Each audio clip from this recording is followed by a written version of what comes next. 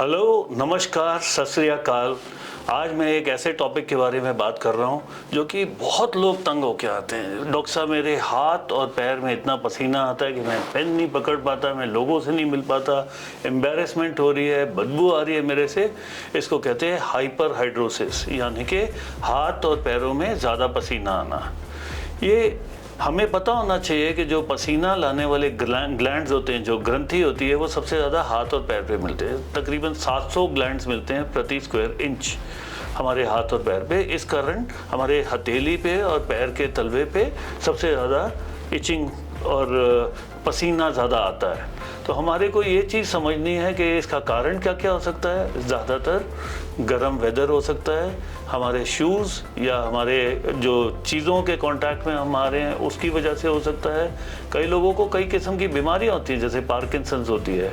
कई लोग एस्पिरिन लेते हैं, टी कॉफ़ी लेने वाले लोग, एंग्शियस लोग, कई लोगों को एंग्जाइटी डिसऑर्डर है।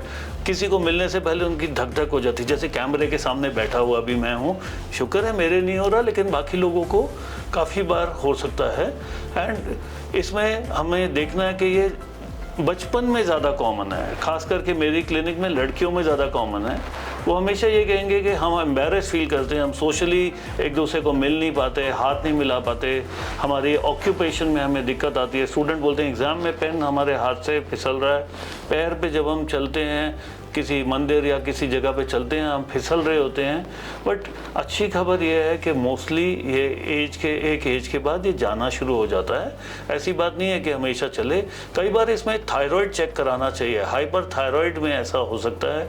कई किस्म की अंडरलाइंग डिसीजेज होती हैं, लेकिन मैंने देखा है कि तकरीबन 95% लोगों को कोई मेजर बीमारी नहीं है, टाइम के साथ चली जाती है। अब आए इलाज पे। इलाज कई बार बहुत आसान है, कई लोगों का बहुत 1% लोगों का थोड़ा लंबा चलता है, लेकिन बहुत आसान है। एक किस्म का लोशन मिलता है, एल्यूमिनियम क्लोराइड हेक्साहाइड्रेट या एल्यूमिनियम जिरकोनियम नाम का लोशन मिलता है। इसको मैं पेशेंट को बोलता हूँ दिन में 1 या 2 बार हाथ पे लगाना होता है और लगा के सो जाइए। या कई पेशेंट्स को मैं बोलता हूँ इवन ठंडे पानी में अपने हाथ डाल के आप बैठिए थोड़े टाइम के लिए। ये वो वाली बीमारी है जिसके अंदर मेंटल स्ट्रेस रिलीज़ करने वाली एक्सरसाइजेज जैसे योगा काम आती है।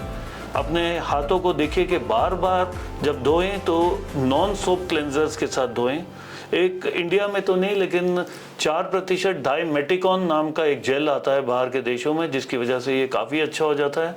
अगर ये सारी चीज़ें ना काम आएँ, मैंने अपनी क्लिनिक में एक और चीज़ रखी हुई है जिसको कहते हैं आयोंटोफोरोसिस, टैप वाटर आयोंटोफोरोसिस। मैं इसकी डिटेल में नहीं जा रहा।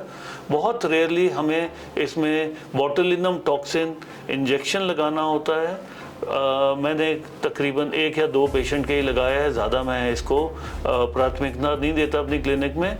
बीटा ब्लॉकर नाम की एक दवाई होती है, अल्फ़ा ब्लॉकर नाम की दवाई होती है, ये भी खाने से थोड़ा सा आराम मिलता है। और कई बार इसमें सर्जरी करने की ज़रूरत होती है, जो कि मैं बिल्कुल ही किताबी बात मानता हूँ। मैं सर्जरी में इसमें बिलीव नहीं करता। मैं पेशेंट का मनोबल थोड़ा ऊँचा करता हूँ। मैं बोलता हूँ एयर कंडीशन रूम में रहिए, थोड़ा सा ठंडे में रहिए वातावरण में, और थोड़ा मेंटली अपने आप को स्ट्रॉन्ग कीजिए। और ये पामो प्लांटर, पाम मीन्स हाथ, प्लांटर मीन्स पैर, हाइपर हाइड्रोसिस मीन्स पसीना, काफ़ी जल्दी ठीक हो जाता है बहुत सारे लोगों में। धन्यवाद।